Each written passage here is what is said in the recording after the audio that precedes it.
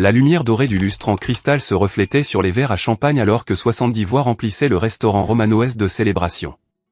La fête du 70e anniversaire de mon père était censée être parfaite. 3 générations de notre famille se sont réunies autour d'élégantes tables en acajou, partageant des histoires et des rires tandis que les serveurs se faufilaient entre nous, portant des plateaux en argent. Papa avait l'air distingué dans son blazer bleu marine, ses cheveux argentés parfaitement peignés comme toujours. Mon fils Jake était assis à côté de moi, portant la nouvelle chemise que nous avions choisie ensemble ce matin-là. Il était enthousiaste à l'idée de cette soirée, demandant si grand-père aimerait la carte d'anniversaire faite à la main qu'il avait mis des heures à créer. Puis papa s'est levé, a levé son verre de champagne et a prononcé des mots qui ont fait voler mon monde en éclats. Il a qualifié ma sœur Sarah de son plus grand cadeau et l'a remercié de lui avoir donné 2 parfaits petits-enfants. Jake m'a regardé droit dans les yeux. Ses yeux de 10 ans, se remplissant de confusion et de douleur, ont chuchoté, « Et moi, alors ?» J'ai senti ma poitrine se serrer alors que le silence enveloppait la pièce. Tous les membres de la famille ont tourné leur attention vers notre table, sentant le changement d'atmosphère. La lèvre inférieure de Jake tremblait légèrement et je pouvais le voir lutter pour comprendre pourquoi grand-père l'avait complètement oublié. Ma sœur Sarah rayonnait de l'autre côté de la pièce, savourant les éloges tandis que ses filles jumelles, Emma et Grace, gloussaient à côté d'elle. Son mari, Marcus, a levé son verre en signe de reconnaissance, souriant largement à la mention. Mais Jake fixait sa part de gâteau au chocolat intacte, la carte d'anniversaire qu'il avait faite poser, pliée, à côté de son assiette. Je me suis souvenu avec quelle minutie il avait dessiné une image de lui et de son grand-père en train de pêcher ensemble, écrivant « Joyeux anniversaire au meilleur grand-père de tous les temps », de sa main soignée. Maintenant, cette carte semblait être la preuve d'une relation qui n'existait que dans l'imagination pleine d'espoir d'un garçon de 10 ans. Mon père a continué son toast, louant les réalisations de Sarah en tant que mère et son dévouement aux valeurs familiales. Il a parlé de sa fierté de voir Emma et Grace devenir de belles jeunes femmes, de la joie qu'elles apportaient à ses années de retraite. Chaque mot était comme un autre clou dans le cercueil du sentiment d'appartenance de Jake. J'ai vu les épaules de mon fils s'affaisser alors qu'il assimilait la réalité que son grand-père ne le considérait apparemment pas digne d'être mentionné. Le poids du moment m'a écrasé comme une force physique. Il ne s'agissait pas seulement de sentiments blessés ou de paroles irréfléchies. Il s'agissait de la compréhension de mon fils de sa place dans notre famille, de son sentiment de valeur et d'appartenance. Jake avait déjà perdu sa mère avant même de pouvoir en former des souvenirs. Maintenant, il semblait apprendre que son existence ne comptait pas assez pour son grand-père pour mériter ne serait-ce qu'une mention passagère dans un toast d'anniversaire. Je pouvais sentir l'énergie d'attente dans la pièce alors que les membres de la famille attendaient de voir comment ce moment gênant allait se résoudre. Certains avaient l'air mal à l'aise, les autres semblaient inconscients de la douleur dont ils venaient d'être témoins. Sarah a croisé mon regard et a légèrement haussé les épaules comme pour dire que le favoritisme de papa n'était pas sa responsabilité. Son rejet désinvolte de la peine de Jake a allumé quelque chose de féroce en moi. Je me suis levé lentement, ma chaise raclant contre le parquet avec un son qui a coupé les conversations murmurées. Tous les yeux dans le restaurant se sont fixés sur moi alors que je levais mon propre verre de champagne, le cristal attrapant la lumière et envoyant de minuscules arcs-en-ciel sur la nappe blanche. Mon cœur battait contre mes côtes, mais Jake avait besoin de voir son père le défendre. Il avait besoin de comprendre que quelqu'un dans cette famille reconnaissait sa valeur. Papa, c'était un beau toast. Ai-je commencé, ma voix portant clairement dans la pièce. Les enfants de Sarah sont en effet merveilleux, mais j'aimerais ajouter quelque chose sur les cadeaux et les petits-enfants que je pense que tout le monde devrait entendre. La pièce est devenue complètement silencieuse. Même le serveur a cessé de bouger, sentant la gravité du moment. Les sourcils de mon père se sont froncés de confusion, tandis que le sourire confiant de Sarah commençait à vaciller. Tu vois, Jake ici est aussi ton petit-fils, et il représente le genre de cadeau le plus précieux imaginable. Sa mère, ma belle épouse Lisa, est morte en le mettant au monde. Elle a sacrifié sa vie pour que Jake puisse vivre. Cela fait de lui non seulement un cadeau, mais un cadeau qui a été acheté au prix ultime. Ma voix s'est renforcée à chaque mot, alimentée par des années de frustration refoulée et l'instinct protecteur d'un père. La tête de Jake s'est redressée, ses yeux grands ouverts de surprise et de quelque chose qui ressemblait à de l'espoir. J'ai tendu la main et j'ai posé ma main sur son épaule, le sentant se redresser sous mon contact. Pendant que nous parlons de petits-enfants parfaits, ai-je continué, laissez-moi vous parler de ce garçon. Jake a des as partout à l'école. Il fait du bénévolat au refuge pour animaux tous les samedis matins. Il a appris à nous préparer le dîner à tous les deux parce qu'il veut aider à la maison. Il a économisé son argent de poche pendant 3 mois pour acheter des fleurs pour la tombe de sa mère le jour de la fête des mères. Et il a passé 2 heures hier à faire cette carte d'anniversaire parce qu'il aime tellement son grand-père. Le silence s'est étiré, tendu, alors que mes mots s'imprégnaient. J'ai vu tante Charlotte s'essuyer les yeux avec sa serviette pendant qu'oncle Robert s'agitait inconfortablement sur son siège. Les filles adolescentes de mon cousin Danny regardaient Jake avec un nouvel intérêt, comme si elles le voyaient pour la première fois. Alors oui, papa, Sarah t'a donné 2 merveilleuses petites filles. Mais n'oublions pas que Jake est assis ici, écoutant chaque mot, se demandant pourquoi son existence ne vaut pas la peine d'être mentionnée. Il a déjà assez perdu dans sa jeune vie. Il ne mérite pas de perdre aussi son sentiment d'appartenance à cette famille. Le visage de mon père était devenu complètement pâle. Le verre de champagne dans sa main tremblait légèrement alors que les implications de son oubli le frappaient. Dans la pièce, les membres de la famille échangeaient des regards inconfortables, réalisant qu'ils avaient tous été complices de l'exclusion de Jake. Mais c'est la réaction de Sarah qui m'a vraiment choqué. Au lieu d'avoir l'air désolé ou embarrassé, son expression s'est durcie en quelque chose de froid et de calculateur. Elle s'est levée brusquement, sa chaise manquant de basculer en arrière. « Comment oses-tu » a-t-elle sifflé, sa voix tranchant le silence comme une lame. « Comment oses-tu transformer l'anniversaire de papa en une pathétique demande d'attention ? Tu as toujours été jaloux que mes enfants aient 2 parents qui peuvent réellement subvenir à leurs besoins correctement. » La cruauté de ces mots m'a frappé comme un coup physique. Dans la pièce, des halètements ont résonné alors que les membres de la famille assimilaient ce qu'elle venait de dire. Mais Sarah n'avait pas fini. « Tu veux savoir la vérité ?» a-t-elle continué, sa voix s'élevant à chaque mot. « J'ai essayé de protéger papa de la réalité de ta situation pendant des années. Un père célibataire qui peine à élever un enfant seul, qui cumule 2 emplois juste pour joindre les 2 bouts, pas d'environnement familial stable. Faut-il s'étonner que papa se tourne vers ma famille au lieu de ton désastre ? » Le restaurant était devenu complètement silencieux maintenant. Même les convives des autres tables avaient cessé leur conversation pour regarder notre drame familial se dérouler. Le visage de Jake s'est décomposé, et j'ai senti la rage monter dans ma poitrine comme de la lave en fusion. Mais Sarah a alors commis une erreur qui allait tout changer. Dans sa fureur, elle a laissé échapper la vérité qu'elle cachait depuis des années. Le testament de papa te laisse tout parce que tu es son seul fils. Et j'ai passé les 3 dernières années à essayer de lui faire changer d'avis sur cette tradition ridicule et dépassée. Mes enfants méritent cet héritage plus que Jake. Ils ont du potentiel. Ils ont un avenir qui compte. Peut-être que si papa comprenait quel genre de père tu es vraiment, il prendrait la bonne décision quant à la destination de son argent. Les mots flottaient dans l'air comme un gaz toxique. L'aveu de Sarah qu'elle avait activement travaillé pour monter notre père contre moi et Jake a révélé un niveau de manipulation qui a stupéfié toutes les personnes présentes. Sa motivation n'était pas l'amour ou la protection. C'était la cupidité masquée en préoccupation. Le verre de champagne de mon père a glissé de ses doigts et s'est brisé sur le sol, le son comme un coup de feu dans le silence de mort. Ses yeux ont balayé Sarah et moi, la compréhension se faisant jour sur son visage qu'il avait été pris pour un imbécile. Le verre de champagne brisé a craqué sous les talons de Sarah alors qu'elle s'avançait, le visage rouge de colère et de quelque chose qui ressemblait à de la panique. Elle avait trop révélé, dit des choses qui ne pouvaient pas être reprises. Et maintenant, elle se débattait pour reprendre le contrôle de la situation. Mais au lieu de reculer, elle a redoublé d'attaque. « Vous voulez toute la vérité ?» La voix de Sarah a traversé le restaurant avec une intensité venimeuse. « Très bien, parlons de la vérité. J'ai protégé cette famille des choix irresponsables d'Ernest pendant des années. Papa, sais-tu qu'il a emprunté de l'argent à des usuriers pour payer l'école privée de Jake?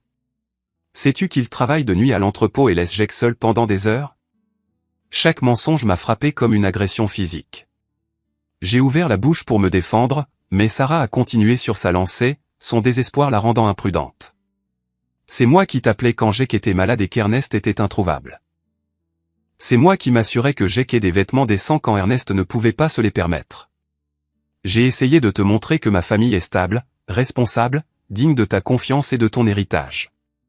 La manipulation dans ses paroles était à couper le souffle. Elle avait transformé chaque acte de monoparentalité normal en preuve de négligence, chaque difficulté financière en preuve d'inaptitude. Mais ce qui m'a le plus choqué, c'est de réaliser qu'elle avait nourri ses mensonges à notre père systématiquement, construisant un dossier contre moi, une crise fabriquée à la fois. Jake a tiré sur ma manche, la confusion se lisant sur ses traits. Papa, de quoi parle tant de Sarah? Quand ai-je jamais été seul? Quand ai-je été malade et que tu n'étais pas là? Avant que je puisse répondre, la voix de tante Charlotte a retenti de la table du coin où elle était assise tranquillement avec les membres plus âgés de la famille. Sarah, ça suffit. Son-on portait l'autorité de quelqu'un qui avait observé la dynamique de notre famille pendant cette décennie. Je pense qu'il est temps que tout le monde apprenne ce qui se passe vraiment ici. Charlotte s'est levée lentement, son arthrite rendant le mouvement délibéré et douloureux. À 85 ans, elle était la matriarche de la famille, respectée de tous pour sa sagesse et son honnêteté. Quand elle parlait, les gens écoutaient. J'observe cette manipulation depuis des mois, a commencé Charlotte, sa voix stable malgré son âge. Sarah, tu as appelé ton père presque quotidiennement avec des histoires sur les prétendus échecs d'Ernest en tant que parent. Tu as dépeint des images de négligence et d'irresponsabilité qui n'existent tout simplement pas. La salle a retenu son souffle alors que Charlotte continuait. J'habite à 6 pâtés de maison d'Ernest et de Jake. Je les vois constamment ensemble. Je vois Jake se rendre à l'arrêt de bus tous les matins, bien nourri et correctement habillé. Je vois Ernest à chaque événement scolaire, à chaque réunion parents-professeurs, à chaque match de baseball. Je n'ai jamais vu la moindre preuve de la négligence que tu décris à ton père. Le visage de Sarah est devenu blanc alors que les mots de Charlotte démantelaient son récit soigneusement construit. Ce n'est pas tu ne comprends pas toute la situation. Oh, je comprends parfaitement, a interrompu Charlotte, sa voix gagnant en force. Tu as systématiquement empoisonné l'esprit de ton père contre son propre fils et petit-fils parce que tu as terriblement peur d'être exclu de son testament. Tu as fabriqué des crises et joué la sœur inquiète tout en complotant pour voler l'héritage de ton frère. L'accusation a frappé la pièce comme un coup de foudre. Les membres de la famille ont échangé des regards choqués alors que la véritable ampleur de la tromperie de Sarah devenait claire.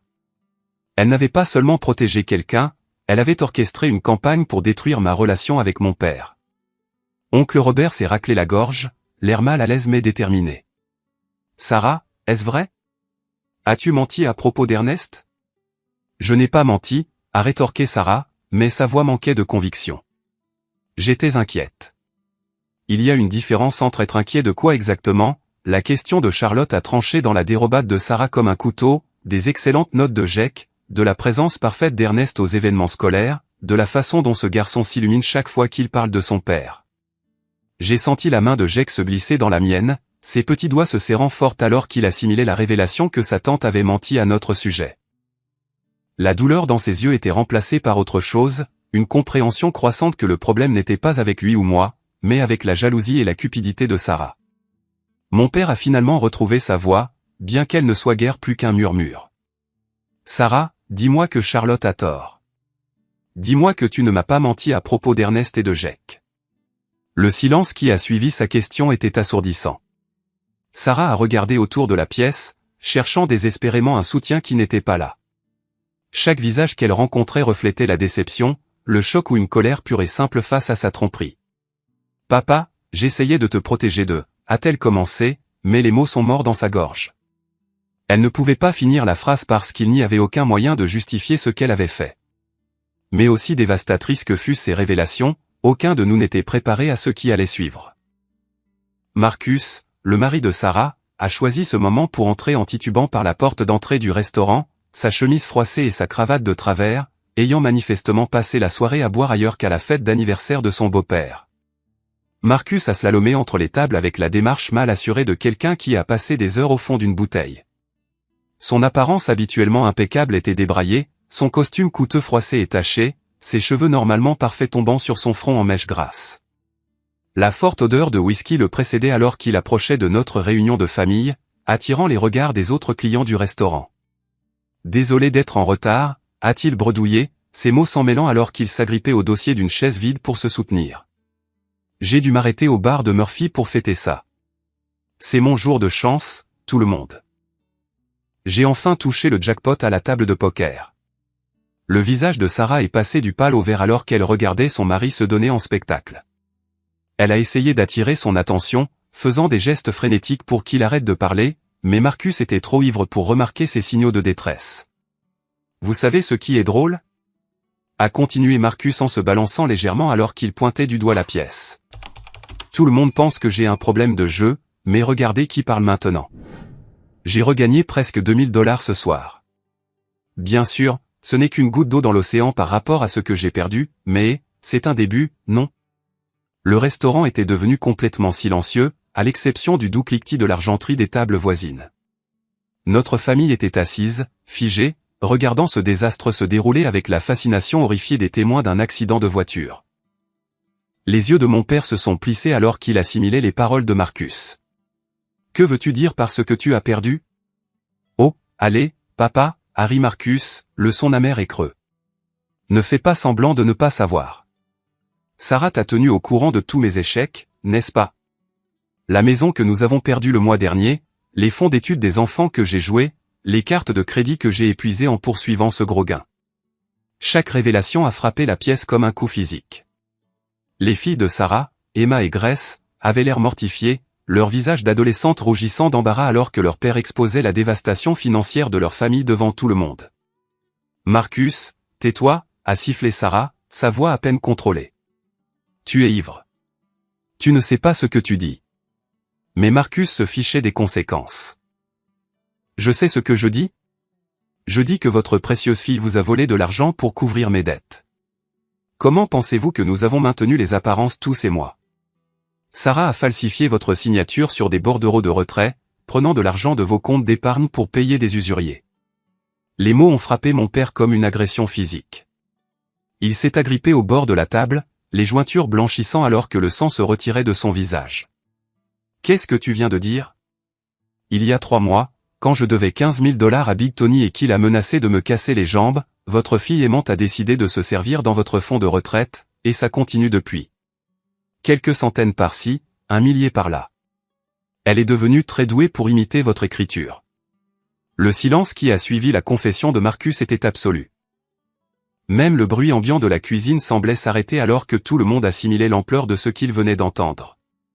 Sarah n'avait pas seulement menti sur moi pour manipuler les affections de notre père. Elle le volait activement pour permettre la dépendance au jeu de son mari. La voix de mon père, quand elle est finalement venue, n'était guère plus qu'un murmure. Sarah, s'il te plaît, dis-moi que ce n'est pas vrai. La bouche de Sarah s'est ouverte et fermée sans un son, comme un poisson cherchant de l'air. La manipulatrice confiante qui avait systématiquement détruit ma réputation s'est soudainement révélée être une simple voleuse prise la main dans le sac par les confessions ivres de son propre mari. Papa, je peux expliquer, a-t-elle finalement réussi à dire, mais sa voix tremblait de désespoir. Ce n'était pas du vol. J'allais le rembourser. Marcus a promis qu'il se ferait aider, qu'il arrêterait de jouer si je pouvais juste le sortir de ses dettes. Combien? La question de papa était simple, directe et dévastatrice. Marcus a répondu avant que Sarah ne puisse l'arrêter. Ça a commencé avec 5 000 pour payer Tony, puis 3 autres pour les minimums de la carte de crédit, et 8 de plus quand j'avais cette affaire sur à l'hippodrome qui n'a pas marché. La semaine dernière, elle a pris 1200 pour. Il s'est arrêté, se balançant en essayant de se souvenir. C'était pourquoi la semaine dernière, chérie? Arrête de parler, a plaidé Sarah, mais il était trop tard. Le mal était fait, la vérité était sortie, et il n'y avait aucun moyen de la remettre dans la boîte. Oncle Robert avait sorti son téléphone et parlait doucement à quelqu'un, appelant probablement la banque pour vérifier les comptes de papa. Jason Danny réconfortait ses filles qui avaient l'air traumatisées par les révélations sur leur tante et leur oncle. Tante Charlotte secouait tristement la tête, son expression un mélange de déception et de justification. Mais c'est la réaction de Jake qui m'a brisé le cœur. Il regardait sa tante avec une confusion sincère, essayant de comprendre comment quelqu'un en qui il avait confiance pouvait être capable d'une telle trahison. Papa, pourquoi tante Sarah prendrait-elle l'argent de grand-père?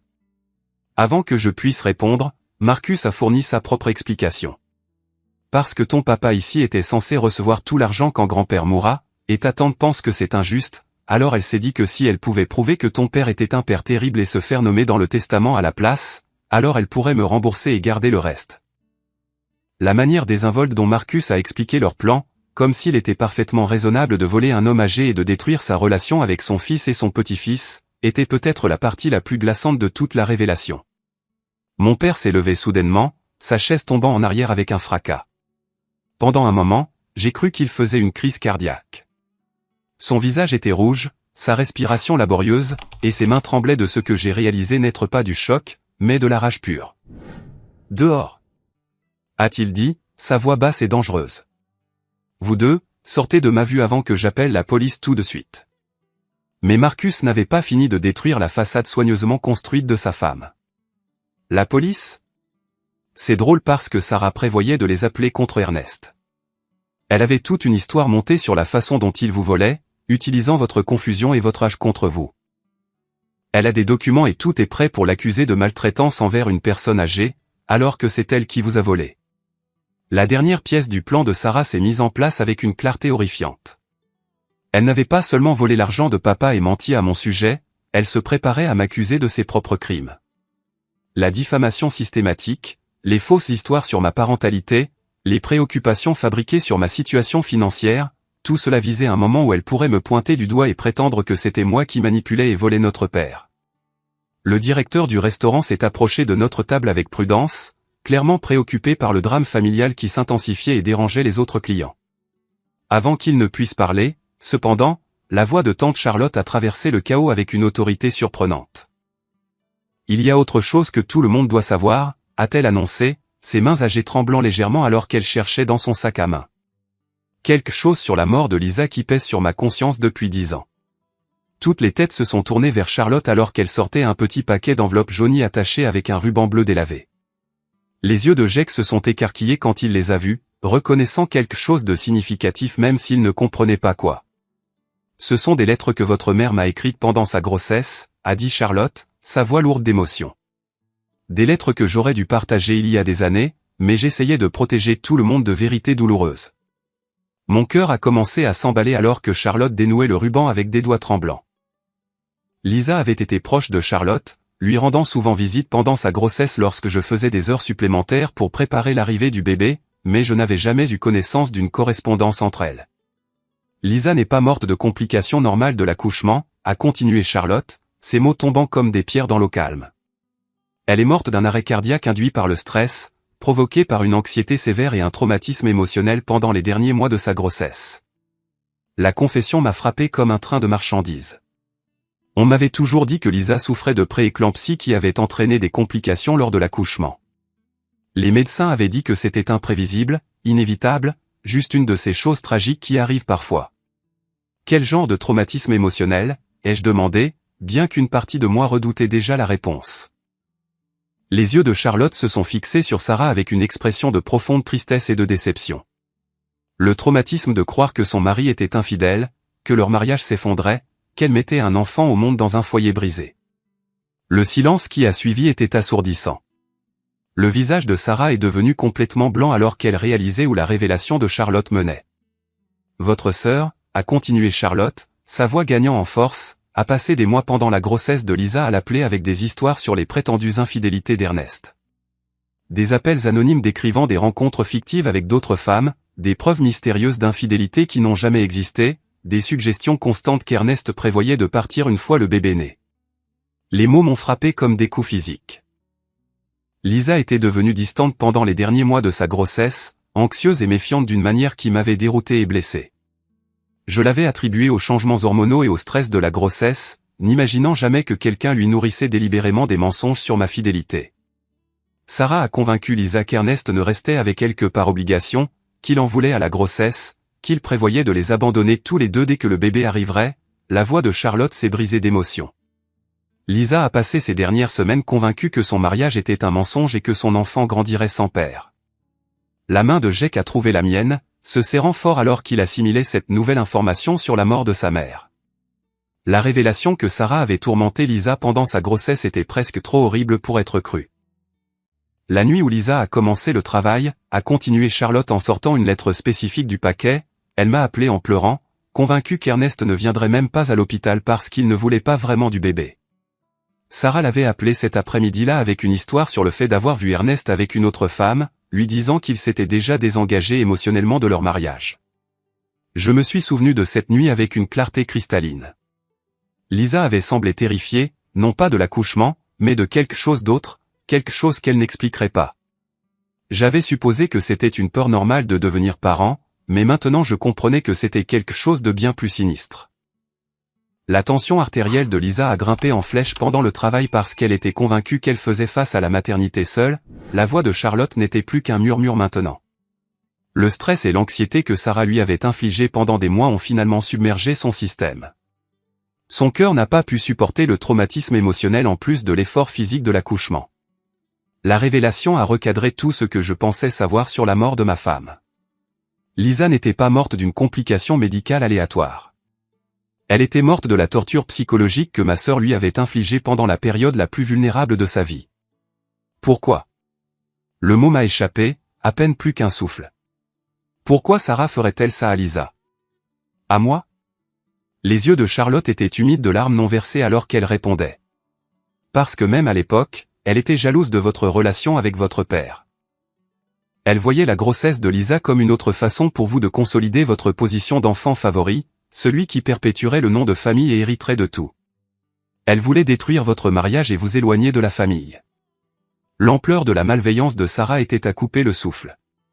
Elle avait été prête à torturer psychologiquement une femme enceinte jusqu'à la mort juste pour améliorer sa propre position aux yeux de notre père. Elle avait assassiné ma femme aussi sûrement que si elle avait utilisé une arme. Et elle m'avait laissé croire pendant 10 ans que la mort de Lisa n'était qu'un tragique accident. La voix de Jake était petite et confuse quand il a finalement parlé. Et Sarah a tué ma maman? La question innocente flottait dans l'air comme une accusation. Autour de la pièce, les membres de la famille étaient assis en silence, stupéfaits, alors qu'ils luttaient avec l'ampleur de ce que Charlotte avait révélé. Sarah n'avait pas seulement menti et volé. Elle détruisait systématiquement des vies depuis plus d'une décennie. La voix de mon père, quand il l'a finalement retrouvée, était épaisse de chagrin et de rage. Sarah, est-ce vrai? As-tu torturé Lisa pendant sa grossesse? As-tu causé sa mort?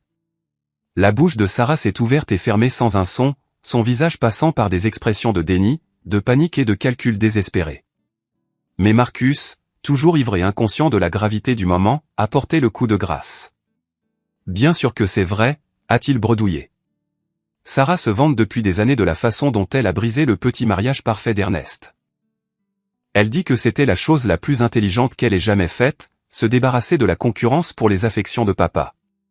La confirmation désinvolte du meurtre de Lisa a brisé quelque chose de fondamental dans l'atmosphère de la pièce. Plusieurs membres de la famille ont halté de manière audible tandis que d'autres ont commencé à pleurer doucement. La prise de conscience que nous avions tous vécue avec l'assassin de Lisa, célébrant les fêtes avec elle, lui faisant confiance avec nos propres familles, était trop horrible pour être pleinement assimilée. Alors que le poids des révélations de Charlotte s'abattait sur la pièce, comme une couverture suffocante, le sac à main de créateur de Sarah a glissé de ses doigts tremblants et a heurté le sol avec un bruit sourd. L'impact a fait basculer le sac, renversant son contenu sur le parquet poli du restaurant.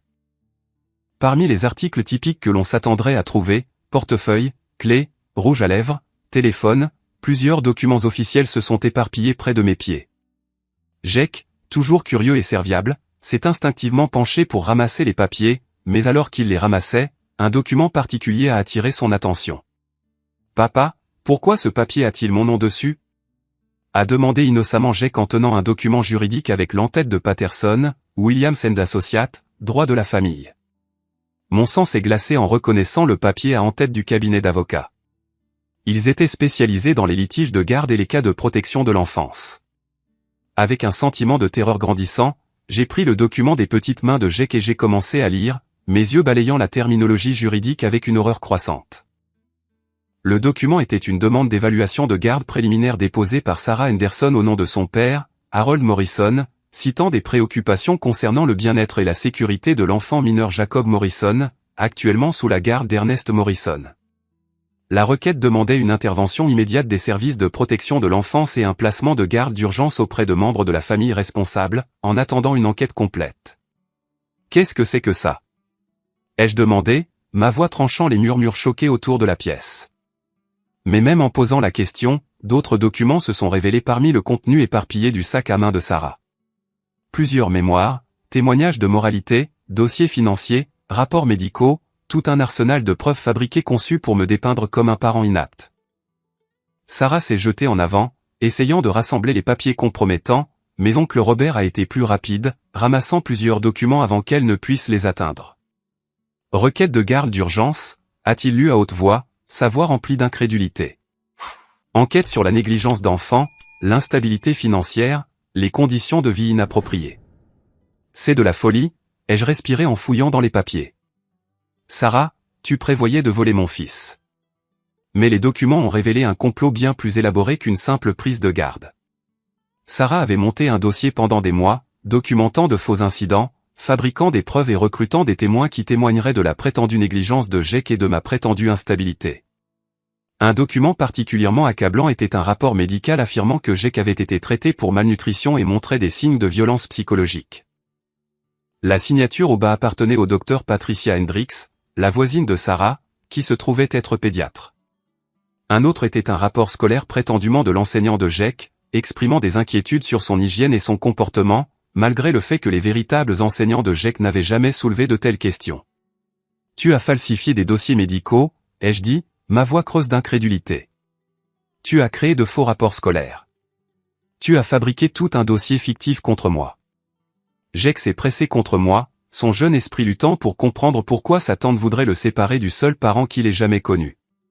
Papa, je ne veux pas vivre avec tante Sarah. Pourquoi penserait-elle que je ne suis pas heureux avec toi? L'innocence de sa question a mis en évidence la cruauté du plan de Sarah. Jake était un enfant bien adapté et heureux qui aimait sa vie avec moi. Il n'y avait aucune raison légitime pour que quiconque remette en question notre situation de vie, ce qui signifiait que la motivation de Sarah n'avait rien à voir avec son bien-être. Comme Danny avait trouvé un autre document qui révélait la véritable portée du plan de Sarah. C'est une projection financière, a-t-il annoncé, sa voix sombre. Elle calcule la valeur potentielle de l'héritage si Jake était adopté par Sarah et élevé comme son enfant légal, garantissant qu'elle devienne la principale bénéficiaire de la succession de papa. Le calcul était froid et méthodique. En obtenant la garde de Jake, Sarah se positionnerait comme la gardienne du seul petit-fils de papa, renforçant sa revendication émotionnelle sur sa richesse tout en m'éliminant simultanément en tant que rival héritier. Le plan était d'utiliser le dossier de garde fabriqué pour me dépeindre comme un père inapte, puis d'intervenir en tant que membre de la famille responsable, prête à sacrifier son propre confort pour élever son neveu correctement. Il y a plus, a dit tante Charlotte doucement, ramassant une lettre qui était tombée près de ses pieds. Il semble s'agir d'une correspondance avec un détective privé. Quelqu'un que Sarah a engagé pour suivre Ernest et Jake, à la recherche de preuves de négligence ou de comportement inapproprié. La lettre détaillait des mois de surveillance qui n'avaient rien donné d'utile pour le dossier de Sarah. Le rapport des enquêteurs louait en fait ma parentalité, notant ma présence constante à l'école, les événements, le bonheur et la sécurité évidents de Jake, et notre lien père-fils fort. Mais joint au rapport se trouvait une note de Sarah demandant à l'enquêteur d'être plus créatif dans ses observations et suggérant des incidents spécifiques qui pourraient être signalés comme préoccupants. Tu as engagé quelqu'un pour espionner mon fils, ai-je dit, les mots ayant un goût amer dans ma bouche. Tu as fait suivre un garçon de 10 ans par des étrangers, en espérant fabriquer des preuves qu'il était en danger. Le visage de Sarah était devenu complètement pâle. Sa façade soigneusement construite s'effondrant finalement sous le poids de la vérité exposée. Ce n'est pas ce que vous croyez, a-t-elle balbutié. Je m'inquiétais pour le bien-être de Jake, un père célibataire cumulant plusieurs emplois, aucune influence féminine dans sa vie, aucune stabilité. Quelle stabilité, ai-je rétorqué. Jake a vécu dans la même maison toute sa vie. Il a fréquenté la même école depuis la maternelle. Il a les mêmes meilleurs amis, la même chambre, les mêmes histoires au coucher tous les soirs.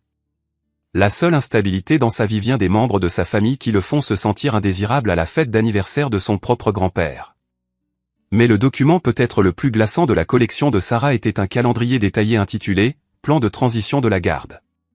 Il décrivait exactement comment elle avait l'intention de mettre en œuvre son plan, en commençant par les rapports fabriqués au service de protection de l'enfance, suivi d'un placement de garde d'urgence et culminant par une adoption permanente qui ferait légalement de Jake son fils plutôt que son neveu. Le plan incluait même des stratégies pour limiter mes contacts avec Jake pendant la période de transition, réduisant progressivement les visites jusqu'à ce que notre relation soit complètement rompue. Sarah avait calculé qu'un enfant de 10 ans traumatisé finirait par s'attacher à sa nouvelle situation familiale, surtout si ses souvenirs de sa vie antérieure étaient constamment sapés et recadrés comme malheureux ou malsains. Il ne s'agit pas du tout du bien-être de Jake, a dit oncle Robert, sa voix remplie de dégoût alors qu'il parcourait le calendrier de la garde. Il s'agit d'argent et de manipulation. Tu prévoyais de voler le fils d'Ernest pour assurer ta position de principal héritier de papa. La pièce est tombée dans le silence alors que la pleine portée de la conspiration de Sarah devenait claire. Elle n'avait pas seulement menti sur moi, volé notre père ou tourmenté ma défunte épouse.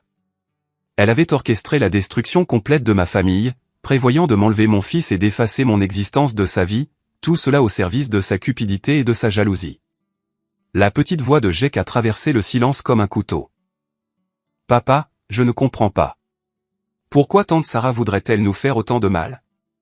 C'était une question qui n'avait pas de réponse satisfaisante. Comment expliquer à un enfant de 10 ans que sa tante était prête à détruire son monde entier juste pour mettre la main sur de l'argent qui pourrait ou non lui revenir un jour? Le flot écrasant de révélations sur les plans de Sarah semblait avoir un impact physique sur mon père. Sa respiration était devenue courte et rapide. Son visage rougissant d'une teinte alarmante alors qu'il s'agrippait au bord de la table avec des jointures blanches. Des perles de sueur se sont formées sur son front malgré la climatisation fraîche du restaurant. « Papa, ça va ?» ai-je demandé en me dirigeant vers lui avec une inquiétude croissante. Il a essayé de me repousser, mais sa main a tremblé violemment alors qu'il la portait à sa poitrine, ses yeux grands ouverts de ce qui semblait être de la panique ou de la douleur. Le stress d'apprendre qu'une de ses filles lui avait systématiquement menti, l'avait volé et comploté pour détruire sa relation avec son fils et son petit-fils submergeait clairement son système de 70 ans. « Je pense qu'il faut appeler les secours », a annoncé oncle Robert, sortant déjà son téléphone. Plusieurs membres de la famille se sont précipités, dégageant l'espace autour de la chaise de papa et desserrant son col pendant que quelqu'un faisait signe au directeur du restaurant. En attendant les secours, la respiration de papa s'est progressivement stabilisée, mais sa couleur est restée mauvaise et ses mains ont continué de trembler. Les ambulanciers sont arrivés en quelques minutes, professionnels et efficaces, vérifiant ses signes vitaux et posant des questions sur ses antécédents médicaux. La tension artérielle est élevée mais pas dangereusement, a rapporté l'un des ambulanciers. Le rythme cardiaque est un peu rapide mais régulier. On dirait une réaction au stress plutôt qu'un événement cardiaque. Mais nous devrions le transporter pour une évaluation, juste par sécurité. Non, a dit papa fermement, sa voix rauque mais déterminée. Je ne vais nulle part tant que ce n'est pas fini. J'ai besoin de comprendre ce qui est arrivé à ma famille. L'ambulancier en chef a froncé les sourcils mais a commencé à installer un moniteur portable pour suivre les signes vitaux de papa pendant qu'il insistait pour rester au restaurant. Alors que l'ambulancier attachait des capteurs à sa poitrine, papa m'a fait signe de m'approcher. J'ai besoin que tu saches quelque chose, a-t-il chuchoté, sa voix si basse que j'ai dû me pencher pour l'entendre. Je n'ai pas été complètement dupe de la manipulation de Sarah. Quelque chose clochait depuis des mois, mais je n'arrivais pas à mettre le doigt dessus. L'aveu m'a surpris. J'avais supposé que les mensonges de Sarah avaient été complètement efficaces, que papa avait vraiment cru que j'étais un père inadéquat et que Jake était en quelque sorte moins digne de son attention. Il y a environ 6 semaines, j'ai commencé à avoir l'impression que quelqu'un tirait les ficelles, a continué papa, sa voix se renforçant légèrement. Les appels téléphoniques quotidiens de Sarah, toujours avec une nouvelle inquiétude à propos de toi ou de Jake, se peignant toujours comme la fille raisonnable et stable pendant que tu t'effondrais soi-disant. Cela semblait orchestré, manipulateur. Il a fait une pause, grimaçant légèrement alors que l'ambulancier ajustait l'un des capteurs de surveillance. Alors j'ai décidé de faire ma propre enquête. Je vous ai observé, toi et Jake, sans le dire à personne, pour voir si les histoires de Sarah correspondaient à la réalité. La révélation que mon père avait mené sa propre opération de surveillance était à la fois touchante et déchirante. Pendant que Sarah engageait des détectives privés pour fabriquer des preuves contre moi, papa observait personnellement notre vie quotidienne pour déterminer la vérité par lui-même. « Que as-tu vu ?» ai-je demandé, bien que j'étais confiant dans sa réponse. « J'ai vu un père dévoué et un enfant heureux et en bonne santé », a répondu papa, les yeux remplis de larmes. « Je vous ai vu lire des histoires au coucher, aider aux devoirs, préparer le dîner ensemble tous les soirs. J'ai vu Jake courir pour t'accueillir après l'école, comme si tu étais la personne la plus importante au monde. J'ai vu une famille qui fonctionne. » Le fait que papa ait été témoin de notre relation authentique pendant que Sarah essayait de le convaincre qu'elle était dysfonctionnelle rendait sa trahison encore plus douloureuse. Elle avait menti à un homme qui cherchait activement la vérité, manipulant quelqu'un qui commençait déjà à douter de ses histoires. « Il y a autre chose », a continué papa, sa voix tombant à peine plus qu'un murmure. « Le mois dernier, j'ai changé mon testament. J'ai tout divisé à parts égales entre toi, Sarah et Robert. Je n'arrivais pas à me défaire de l'idée que l'obsession constante de Sarah pour les questions d'héritage corrompait son jugement sur les relations familiales. L'ironie était stupéfiante.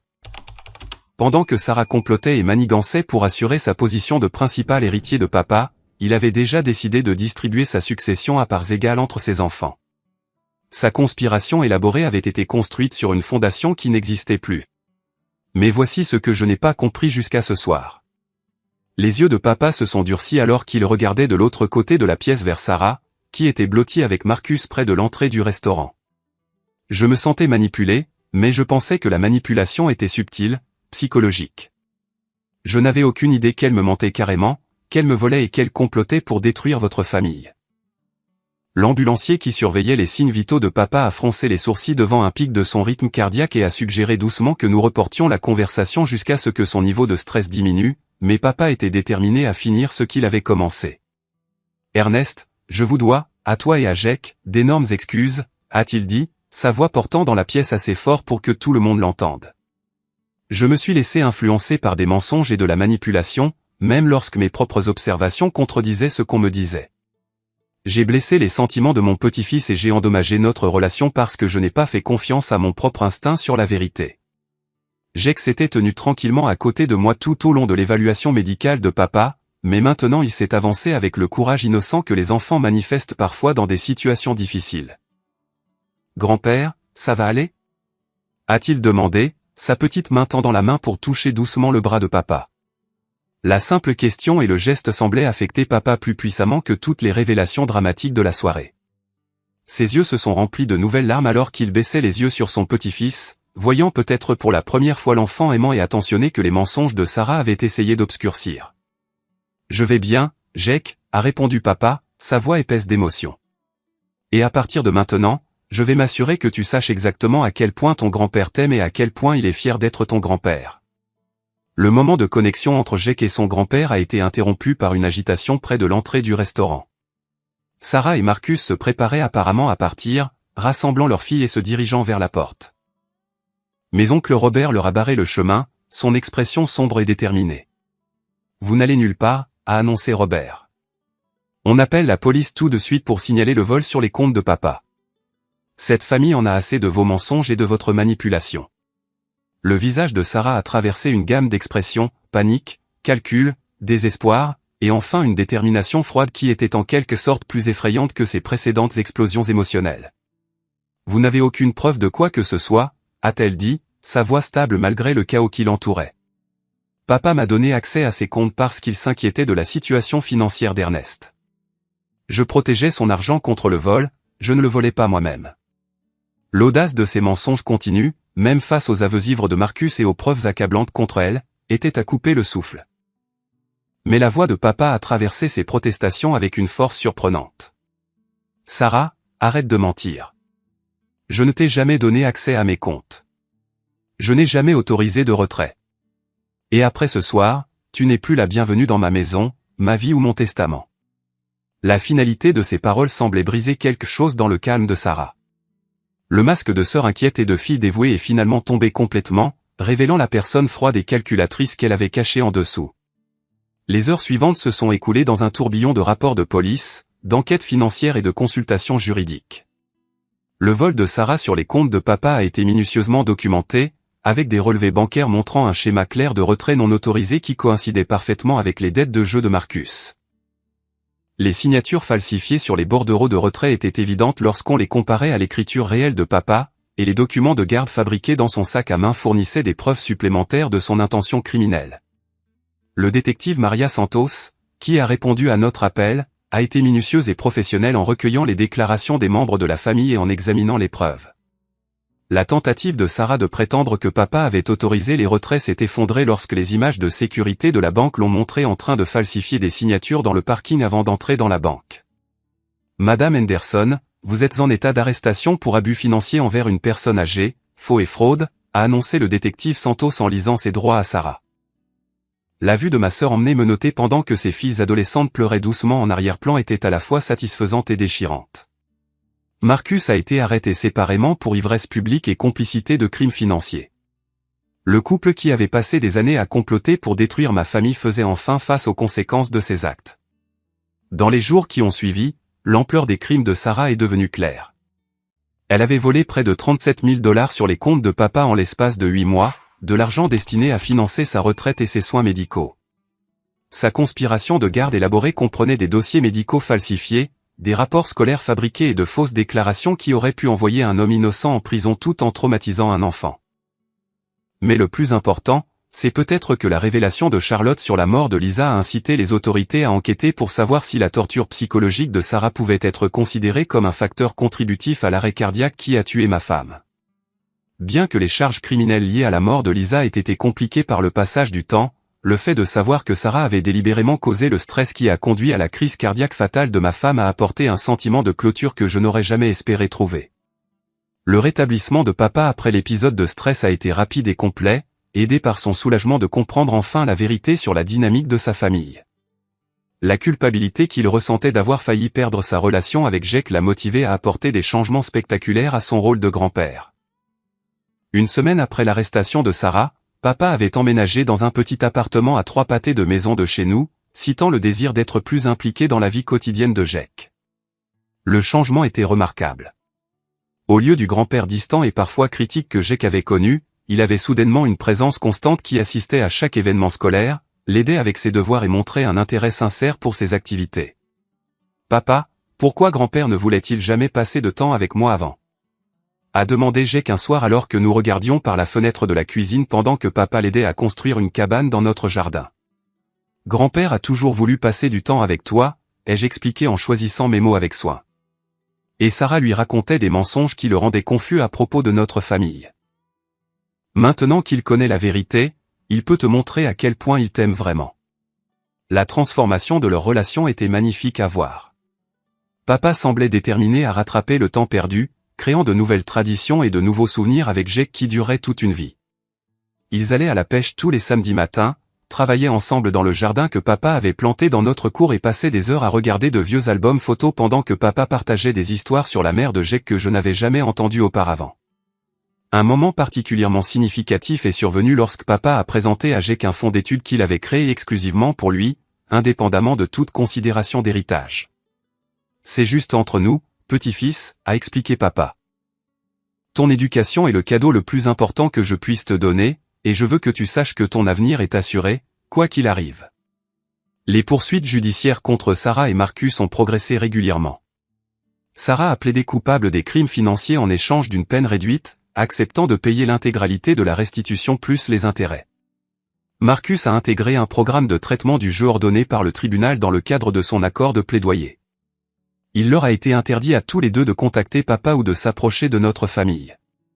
Emma et Grace, les filles de Sarah, étaient les victimes innocentes des crimes de leurs parents. Papa est intervenu pour aider à financer leurs études universitaires, reconnaissant qu'elles ne devraient pas être punies pour les actes de leur mère. Les filles ont choisi de maintenir une relation avec notre côté de la famille tout en se distanciant du comportement toxique de leurs parents. Les répercussions de cet horrible dîner d'anniversaire se sont étendues bien au-delà de la justice pénale. Notre famille élargie, qui s'était lentement fragmentée sous l'influence des mensonges et de la manipulation de Sarah, s'est réunie plus forte que jamais.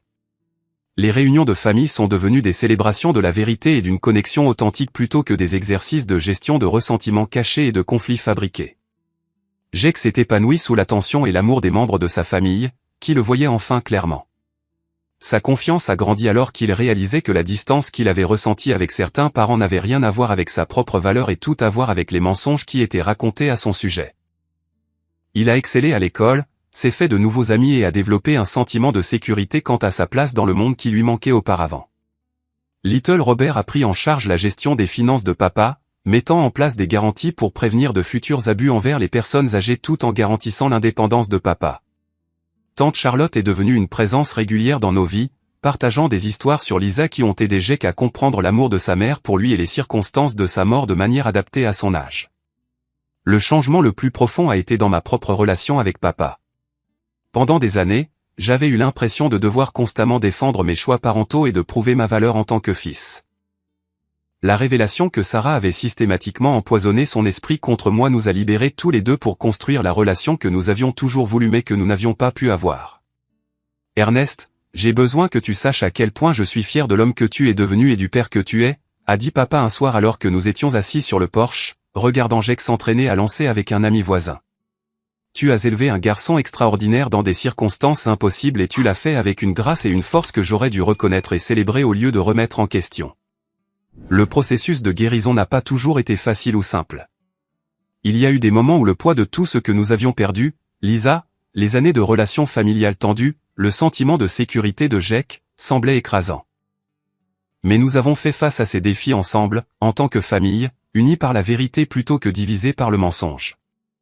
6 mois après ce terrible dîner d'anniversaire, nous avons organisé une célébration pour le 71e anniversaire de papa. Cette fois, la réunion était plus petite mais infiniment plus significative. Quand papa a levé son verre pour un toast, ces mots étaient soigneusement choisis et profondément ressentis. À mon petit-fils Jake, qui m'a appris que l'amour ne consiste pas à être parfait ou à répondre aux attentes des autres, mais à être présent, à choisir la famille avant tout.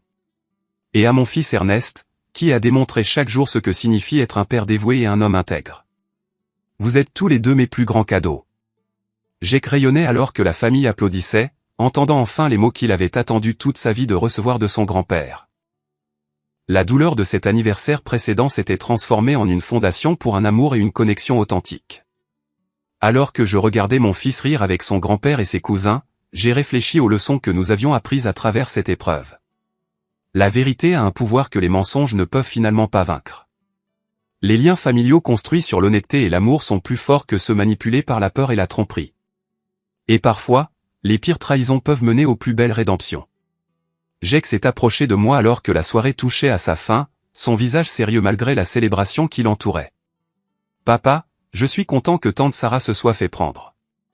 Non pas parce que je voulais être triste, mais parce que maintenant tout le monde connaît la vérité sur nous. » Sa sagesse simple a capturé quelque chose de profond sur notre parcours. Nous n'avions pas cherché la vengeance ou la destruction, nous avions cherché la vérité et la justice.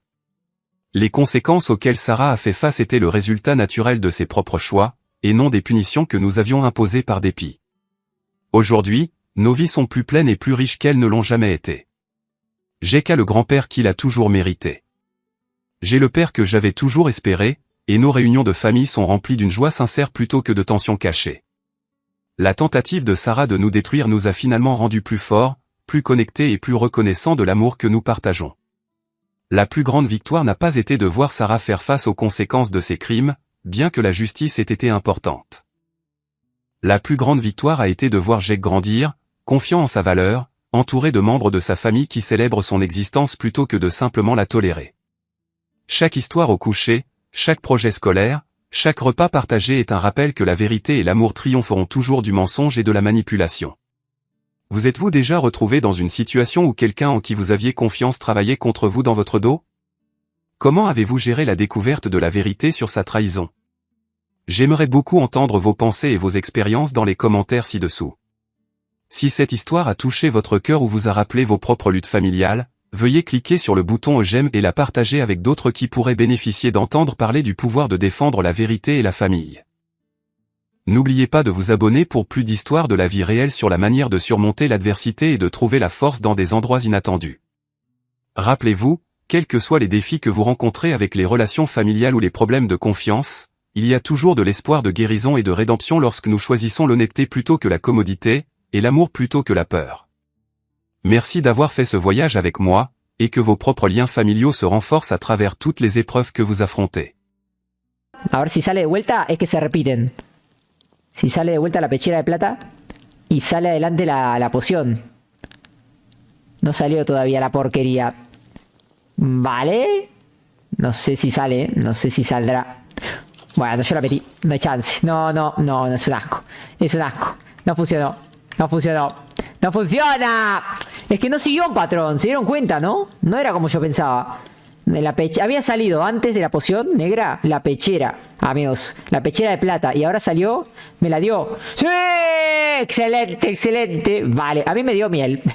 Me viven dando miel, amigo. ¡Qué asco! No quiero más. Vale, a ver. Dale, Blacky, vos podés. Buah, joder. Dice, yo la saco, pero es level 1. La que tengo es level 3. Vale, pero la que tenés es God, la de level 3. Pero es difícil igual, level 3, es difícil. Vale, a mí me dio miel y una esmeralda. Qué asco. Vamos de Blacky, vos podés. Si ves que no sale, pegale a la caja. Y buscala. Ahí está. ¿Y qué pasó? ¿Qué dice? Necesitamos más gente, mínimo 5. 2 más, es verdad, ¿eh? Puta, el escudo, dice. ¿Qué pasó con el escudo? Te lo di, ¿te acordás? Es que no me jodas. ¿Vale? Sí, necesitamos ser más, amigo. Mientras más seamos, mejor. Tengo una de level 5 y una de level 4 en casa. Las pociones. Va a ser una locura. Hay que planear el próximo Minecraft, 100%. Se viene Recolino. Dale, Project, entrale, dice. Project. Pero Project no tiene nada, Javito. No tiene cosas. Yo no tengo nada para darle, ¿eh? Para matar a Monster. Necesitamos todos armadura de diamante, bien. Ni yo tengo para mí, ¿eh? Mirá. Necesito la parte de abajo. Tengo que ir a minar, sí o sí. Dice... Yo creo que... ¿Qué crees, Rivan? Contanos el secreto. Vale. ¿Están buscando la poción? Sí, lo más valioso es la poción. No deja, dice. Ah, vale, se fundió la caja.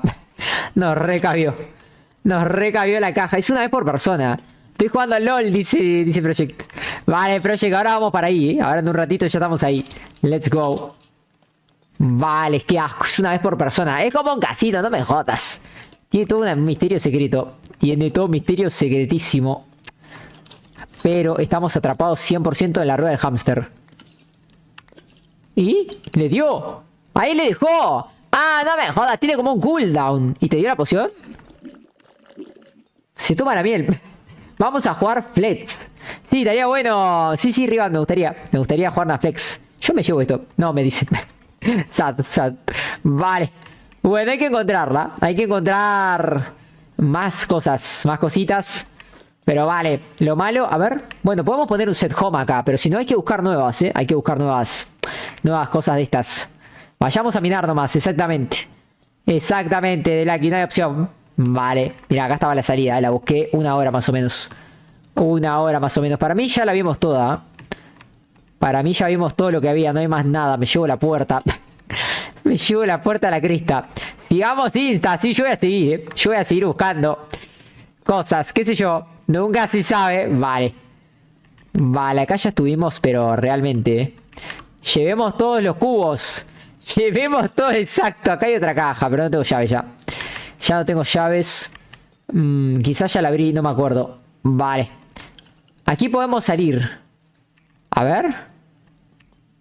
Ah, es verdad, esta es la salida de Blacky. Estamos en el principio, no me jodas. Donde entramos y salimos, es verdad. Es verdad, Insta. Vale, vayamos a minar, ¿o qué pedos? Vayamos a minar, necesitamos diamantes para... Aparte hay que equipar a la gente. Si viene gente que quiere jugar y quiere participar del evento, no va a tener pechera. Aparte nos morimos a cada rato, amigo. Perdemos todas las cosas. Tenemos que hacer la mesa de encantamiento, pero ya. Tengo que plantar cosas para tener papel. Dice, según lo visto en la Flex, no sé por qué, pero... Vale, Riva, te escucho atentamente. O sea, te leo y estoy atento. Dice el Bowser, tenemos que chetarnos, exacto, Javito, hay que chetarnos Insta, hay que chetarnos mucho. Hay que armar la mesa de encantamientos al 3000%. Vale, estoy siguiendo de Blacky para ir a minar. Estoy siguiéndolo Insta. Dice... Vale, te escucho atentamente, pero no está diciendo... ¡Ah! Mirá lo que tiene acá de Blacky. De Blacky, acá te puedes hacer un spawn de coso. No lo rompan, no lo rompan. Vale. Te podés hacer un spawn de... Un coso, una granja de experiencia. Esto está God. Esto está God. Guardate las coordenadas.